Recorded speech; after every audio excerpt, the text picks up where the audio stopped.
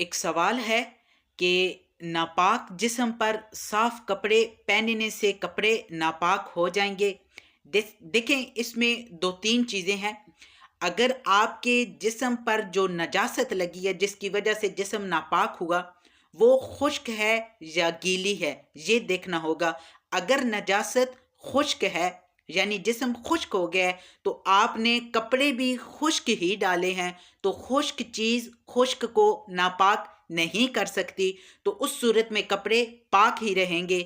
اگر نجاست گیلی ہے، آپ نے بھلے کپڑے خشک ڈالے تو وہ گیلی نجاست خشک کپڑوں کے ساتھ لگنے کی وجہ سے کپڑوں کو ناپاک کر دے گی، تو اس صورت میں کپڑے ناپاک ہو جائیں گے۔ اور اگر نجاست خشک ہے، جسم خشک ہے اور نجاست والا وہ حصہ بھی خشک ہے، تو کپڑے گیلے ہیں، تو کپڑے گیلے ہونے کی وجہ سے نجاست ان کے ساتھ لگ جائے گی اور کپڑے ناپاک ہو جائیں گے۔ بس یہ یاد رکھیے، نجاست والی جگہ بھی خشک ہو، کپڑے بھی خشک ہوں، تو اس صورت میں کپڑے ناپاک نہیں ہوں گے۔